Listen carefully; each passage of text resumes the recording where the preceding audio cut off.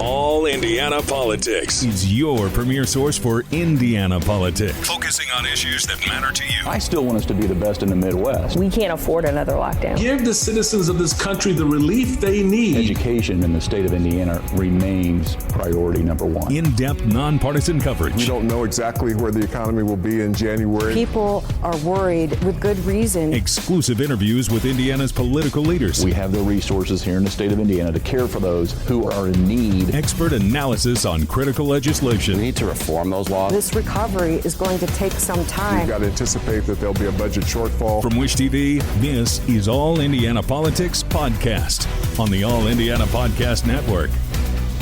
Good Sunday morning. Welcome to another edition of All Indiana Politics. I'm Phil Sanchez. Another top Indianapolis Democrat is embroiled in a sex scandal. 3 female former staffers accuse Senate Minority Leader Greg Taylor of sexually harassing them. Senate Democrats re-elected Taylor to his leadership post after the allegations became public. Our government reporter Garrett Bergquist was in the Senate chamber for Taylor's first public remarks on that matter. Taylor made only vague references to the accusations against him in his remarks and in a brief statement to reporters. But both the Senate President Pro Tem and Taylor's second in command say they're not happy about the situation. 3 female former staffers say Taylor sexually harassed them over several years. Taylor apologized for his actions in a statement to the Indy Star. This was all he had to say on the matter on the Senate floor. And when we speak from this very powerful microphone, that we have to recognize that when we fall short, we owe a debt to them. We are going to be starting in January here to do the work of the state of Indiana and for the people who elected us. And that's what I will focus on. And I will let my actions speak louder than any word I could say from this microphone. Taylor did not take questions after session ended. Senate President Pro Tem Rod Bray did. Was that a sufficient response to the allegations against him? That's the public is going to decide that. And let me just say that I am extremely disappointed in Senator Taylor. I've expressed that to him. We conduct ourselves at a much higher level than that here in this chamber. And as President Pro Tem, I've got the obligation to ensure that that happens and will continue to do so. Some members of Taylor's caucus are now making their frustrations public as well. Senator Andrea Hundley revealed on Instagram she ran against Taylor in the Democratic caucus for Senate Minority Leader. She lost, but will be Assistant Minority Leader. It was a difficult decision for me to accept the Assistant Leader nomination. I feel that I owe it to our members, to our staff, and to our community to ensure that there is a high level of scrutiny and accountability. And being a part of the decision-making process is going to allow me to do just that. Bray says he can't reveal how many sexual harassment complaints his caucus has faced because that's a personnel matter. He says he's willing to consider adding an independent counsel to the disciplinary process, as Democrats have proposed, but he says that also takes accountability away from senators. We also heard from Hundley's predecessor as Assistant Minority Leader, Senator Shelley Yoder. She says in a statement she stepped down from that role in protest over Taylor's alleged behavior. At the State House, I'm Garrett Bergquist for Wish TV, wishtv.com, or follow us on Facebook for updates. Well, the Indiana National Guard has a new training partner. Governor Eric Holcomb visited Saudi Arabia to set up a partnership under the Department of Defense's State Partnership Program. It's the governor's 27th and final overseas trade mission. It also included visits with life sciences companies and also an early Thanksgiving meal with National Guard troops deployed overseas. It was, for me at least, it may be old hat to General Lyles, but it was inspirational to be able to have a Thanksgiving lunch with Hoosiers in outside of Kuwait City in Kuwait. We 2 months ago sent off about ultimately 700 men and women in uniform from our Indiana National Guard here for duty, and they'll be here for a year, which means they're going to miss Thanksgiving this year in Indiana with their families and Christmas and the New Year's.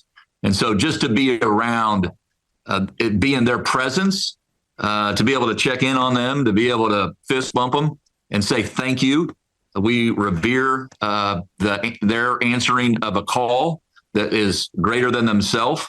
was very special, and I'll never forget it. Well, I'll give you a thumbnail sketch. Another proud day to be in Riyadh and to meet with various ministers, including the Minister of Defense in Saudi Arabia, and talk about this new partnership. They were so welcoming, so warm, so hospitable, and appreciative that a state like Indiana, we are a well-known patriotic state with highly trained men and women in uniform. And for Indiana to be able to help keep this military posture in the region went a long way with them and was so good for me to see in person. And with that, I'll hand the baton to the general. Sure. Thank you. Well, indeed, it is very exciting to be able to partner with the Saudi Armed Forces, both the land component and the air component.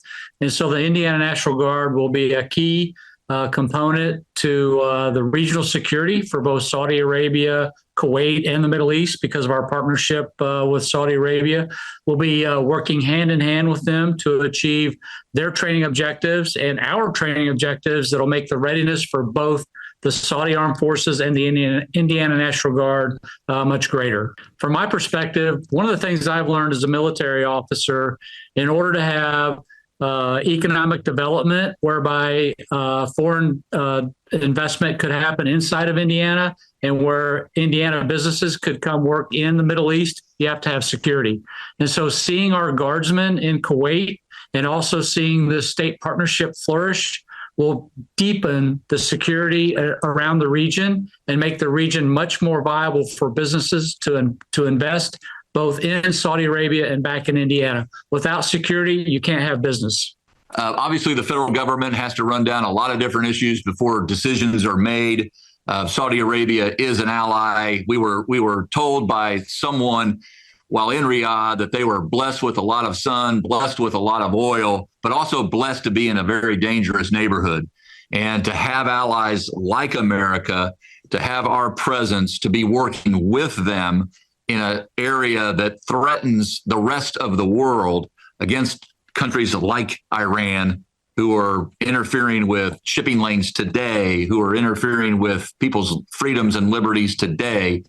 It's a proud moment for me as governor in my, waning days as governor to be able to say hello, to be able to shake the hands of the men and women in uniform who are stationed in the Middle East. We saw a very successful operation decades ago where we liberated Kuwait. And here we are today because of that effort, because of a lot of nations coming together to promote peace and prosperity. And as the general said, you cannot have economic security without national security. It's a small world, and we're going to go a lot further, a lot faster when we do it together. Meanwhile, back here at home, Governor-elect Mike Braun has announced a major reorganization of Indiana's executive branch. Braun will implement a cabinet-style organization. The cabinet will include 8 secretaries. Each will oversee a group of related state agencies. Braun says each secretary will be held responsible for the performance and progress of their agencies. The state police and the National Guard will continue to report directly to the governor's office. Braun's transition team tells us that this does not mean Braun is creating new departments. Coming up, county-level voting data reveals some interesting trends. We'll show you the numbers. Welcome back. Indiana's election results suggest both major party centers of power are changing. That's according to a News 8 analysis of county-level election data. Our government reporter Garrett Bergquist found some interesting trends. At first glance, the election map here in Indiana looks much the same as in recent years. But if you drill down into the data, there are some changes here in Indiana that mirror the shifts we've seen nationally since 2016. Donald Trump and Mike Braun both won the state comfortably, projected as winners within 10 minutes of the polls closing. But Braun underperformed Trump by more than 4 percentage points statewide and in most individual counties. Ball State's Chad Kinsella says Libertarian Donald Rainwater might have cost Braun some votes. So, he only got 5%. So, a lot, you can almost attribute his Braun's underperformance is almost exactly the amount that Rainwater got, across the board. There was one county that split its ticket. That was Tippecanoe County. Trump won Tippecanoe County by 100 votes, but Braun lost it to Jennifer McCormick by nearly 2,700 votes. Trump won Tippecanoe County in 2016, and he lost it in 2020. Some of those demographics that are in Tippecanoe, higher education, higher income, kind of more suburban. You got a lot of younger people there, but then also Tippecanoe it's got some patterns that favor Republicans as well, and demographics that favor Republicans. So it's becoming it could in the near future surpass St. Joseph County as like Indiana's new purple county. Braun and Trump both won every other county except Marion, Lake, Monroe, and St. Joseph counties. That follows recent voting patterns, but future election maps in Indiana might look different. Let's look at the donut counties that ring Indianapolis. All of them went for Trump in each of the past 3 elections, but Democrats made big gains in 5 of them in 2020 and added slightly to those gains this year. Take Hamilton County. Trump got 56% of the vote there in 2016. Hillary Clinton got 36%. Fast forward to 2020, and Joe Biden gets nearly 45.5%. Trump's share drops to 52%. Then this year, Harris slightly tops Biden's totals and even wins in Carmel while Trump holds steady. We saw the same trends in Boone, Hancock, Johnson, and Hendricks counties, though Trump's margin was wider. Now, if we head to Northwest Indiana, we have almost exactly the opposite pattern. Let's look at Lake County, longtime Democratic stronghold in the Chicago metro area. The Democratic candidate still won Lake County in each of the past 3 elections, but Trump gained nearly 10 percentage points from 2016 to 2024, and Democrats trended downward almost identically to how Trump did in the donut counties. So does this mean the political landscape is changing? Possibly. IU South Bend's Elizabeth Benyon says most voters are set in their ways. We generally will not see huge percentage points with 10%, 20% of voters changing their mind over the course of a fairly short time. And so often that suggests some kind of demographic change in who's actually voting in those counties. Benyon says it's too soon to say if the results suggest a larger trend. She says we'll have a better idea after the 2026 and 2028 elections. Kinsella thinks it's a trend. I think overall there's some changes that are going on. There's some balancing, and I think you can kind of see the trends already there. I think your donut counties are going to continue to trend more and more Democratic. I think you're going to see some other changes, Lake counties and the region trending more Republican. So it's just there's this really interesting upheaval right now, and some of it might be the Trump phenomenon, but the parties are evolving, and the people who vote for those parties are also evolving. Regardless, Benyon says both major parties should work to mobilize voters in areas where those shifts have happened. And although if you're used to being a safe majority party in a particular county or particular district, that may not be comfortable. In many ways, it's good for democracy. It really does put the voters in the driver's seat. Benyon says the tightening of vote margins, particularly in places like Tippecanoe County, shows every vote really does count. I'm Garrett Bergquist for Wish TV, wishtv.com, or follow us on Facebook for updates. And you can see the results for all 92 counties on our website. Just go to wishtv.com, head to the political news section, and click on the article for this story. Coming up, Indiana's best political team takes stock of the sexual harassment scandal at the State House and changes to President-elect Donald Trump's cabinet nominees. Welcome back to All Indiana Politics as we welcome in 2 members of Indiana's best political team, Democrat Dana Black and Republican Mario Masalabani. Let's begin with the sexual harassment allegations against Senate Minority Leader Greg Taylor. Dana, this is the second, as you know, major sex scandal involving Indianapolis Democrats in a matter of months. So what should the party do both about Taylor and to prevent further scandals going forward? Well, unfortunately, this is not a Democratic issue. It is and I know that everyone wants to say that we don't want to talk about identity politics, but I'm going to identify one thing. 81% of women have reported that they've either been sexually assaulted or harassed. What that tells me is there are not enough men who are willing to recognize that a woman's body is her own. There are too many men believing the Nick Fuentes's of the world when he said, "Your body, my choice." I need more men who do not believe that it's okay to sexually harass or bother women and not let them have dominion over their own bodies, to stand up. And I need you guys to deal with your homeboys and tell them to stop it. Diego Morales has had the same thing. Donald Trump has been accused of sexually harassing women. Unfortunately, this is a male problem, and I'm going to need men to step. Now, 43% of men have said that they've been harassed as well, but I need y'all to step up and take care of your brothers so that you can protect your sisters, your mothers, your wives, whatever it is. These are women that are walking around the world. And guys, stop it. Just stop it. Well, yes. Cut it out, right, Mario? Well, Phil, I agree that you need to cut it out. It's 2024, almost 2025.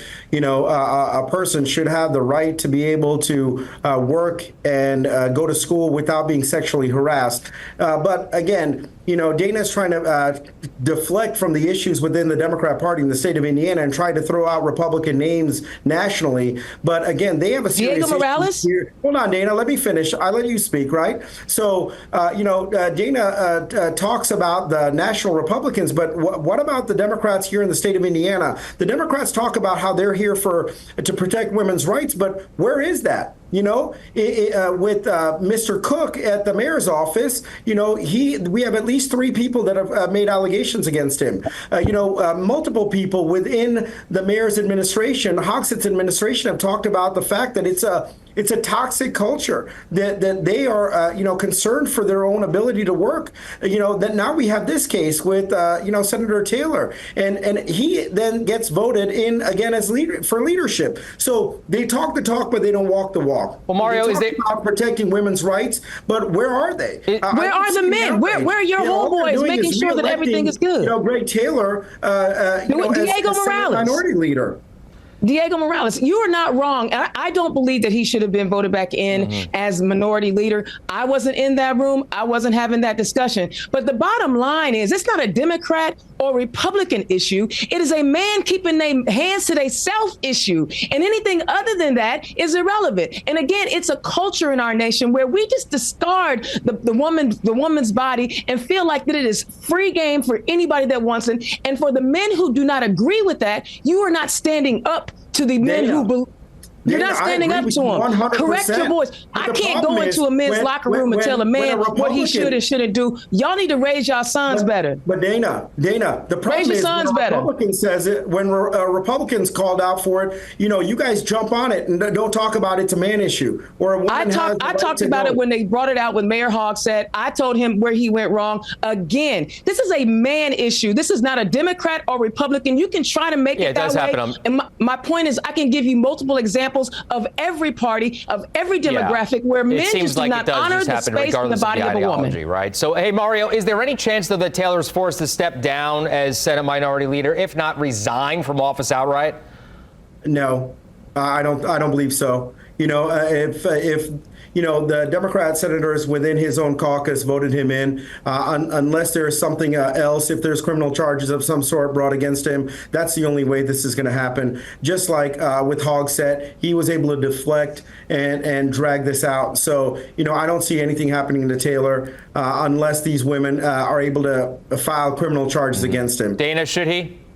I think he should step down. And I actually agree with Mario. I don't believe that anything will happen to him because, unfortunately, in the good old boys club, they protect each other.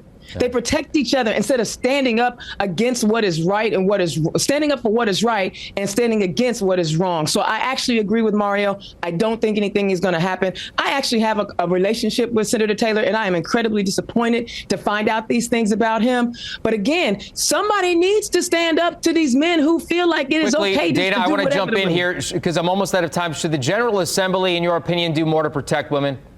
Absolutely. As an employer. The fact that we're even having this conversation is ridiculous.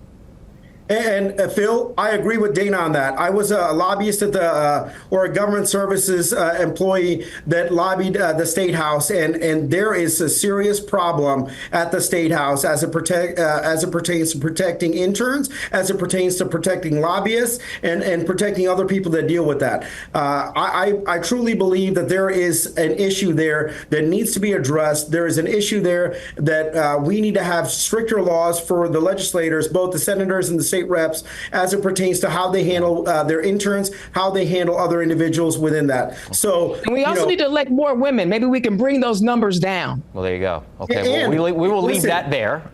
Thank you very much, both of you. Spirited conversation as always.